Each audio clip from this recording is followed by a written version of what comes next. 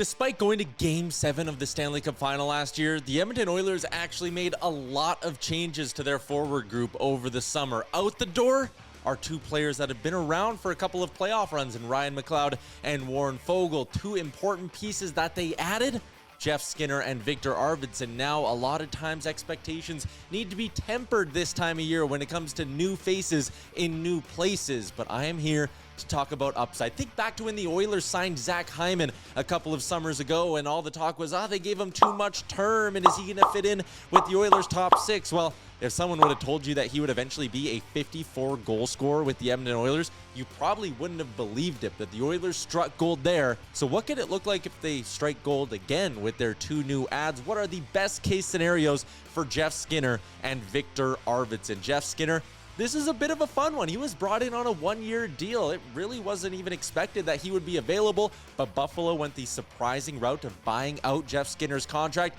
He was a UFA, and like we've seen other UFAs do, they say, hey, I want to build up some value. I want to have a bounce-back season. I'm going to do it in Edmonton and have the chance to play with Connor McDavid and Leon Draisaitl. Now, Skinner has hit the 30-goal mark 6 times in his NHL career, and his career high was a 40-goal campaign back in 2018-2019 with the Buffalo Sabres. He is a proven high-end goal scorer in the NHL, and here's the beautiful thing: he's never had the chance to play with someone as good as Connor McDavid. If Skinner can find some chemistry with McDavid, or I guess even Leon Draisaitl, who he opened training camp on a line with, then I don't think it's out of the realm of possibilities to think that he could hit the 40-goal mark for the second time in his career. Now, some people might say, whoa, is he going to play on the top power play unit? How many minutes is he going to get? All of those things.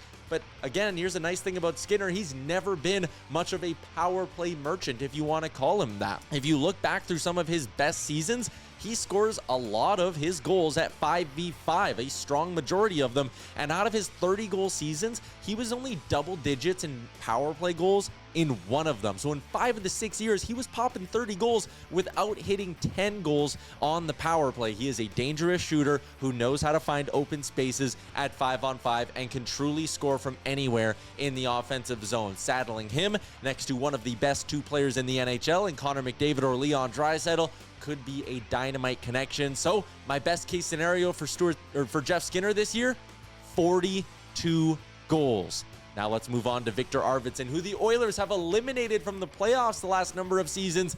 He comes over after spending a handful of years with the LA Kings, and first off, I'm just excited to see this guy in an Oilers jersey. Back when he was a Nashville Predator and they moved on from him, I wanted the Oilers to pay the price of a couple of second-round picks to get him then. So I'm happy Arvidsson is an Oiler now, and very similar to Skinner, when you look back at his career, he consistently pops home 30 goals a season, or at least scores at a 30-goal pace. And that's an important distinction. The biggest problem with Victor Arvidsson's game over the last number of years has been that he just can't stay healthy. Arvidsson has not played a full 82-game season once in his career, and he's missed at least 10 games in 5 of his last 6 seasons. Health is a big concern, but I love the potential fit of Victor Arvidsson next to Leon Draisaitl. Think back to the chemistry that Draisaitl had with a guy like Kyler Yamamoto. I think Victor Arvidsson is just a better, more proven version of Kyler Yamamoto. He's tenacious on the forecheck. He loves going to the net, and I think even though he's smaller in stature, he can create space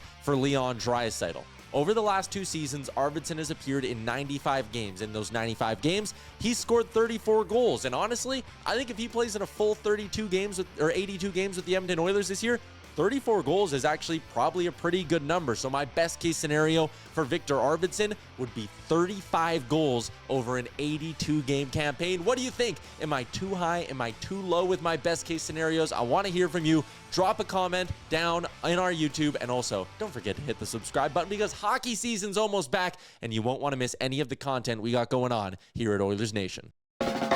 What's up, Nation citizens? If you like that video, then you need to be subscribed to the Oilers Nation YouTube. Podcasts, live shows, exclusive interviews, and analysis.